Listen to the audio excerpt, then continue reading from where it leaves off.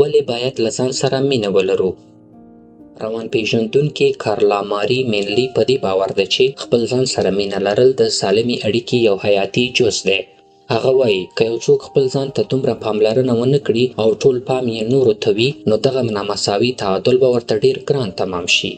او کله چې له ځان سره واقعي مینه وکړئ، دغه مینه به ستاسو د متعادلو او سالمو اړیکو تکیه شي.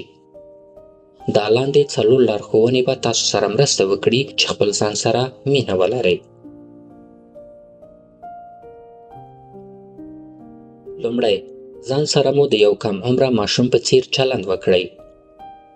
کارلا لارښوونه کوي هغه څه چې یو کم عمره ماشوم یې په یو نارامه موقعیت کې غواړي یا اړ وي، توجه ورته وکړئ.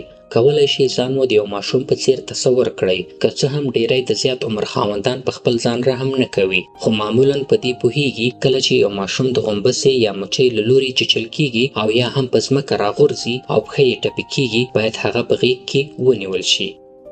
کولای شي ځان سره مو د یو ماشوم په څیر چې څومره مینې ته اړتیا لري له هغې هم ډیره مینه وکړئ. د یو ښه ملګري یا ملګرې سره چې څومره ښه چلند کوئ، هغومره له ځان سره هم وکړئ.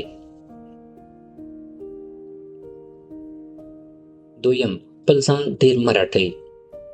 کله مو چې پر ځان نیوکې کوئ، معمولا سبب یې دا دی چې منفي داستانونو تاسو ځان سره وړي یاست او په اغلب ډول داسې جملې مو په ذهن کې تکراریږي: ته هر وخت احمقانه خبرې کوې، نه پوهیږي چې څه وایې، همدا ده چې هیڅوک در سره مینه نه لري او داسې نور.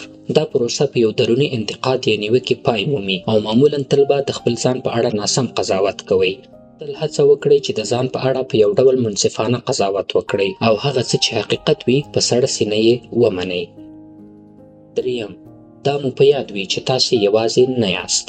ډیری خلک داسې فکر کوي چې ماته یې خوړلې او ترینګلې دي، خو په حقیقت کې موږ ټول دا لاره په پټو سترګو منو. پروفیسر ډینیل وایي خپل ځان سره مینه یعنی دا چې باید په خپل ځان مهربانه واوسو او په دې پوه شو چې انسان یو نیمګړی موجود دی او دغه خنډونه باید زموږ د یو ځای کېدو سبب شي، نه دا چې موږ له یو بله بیل کړي. مطلب دا یوازې تاسې نه یاست چې د ستونزو سره لاس او ګریوان یاست. هیڅوک بشپړ او پوره نه دی.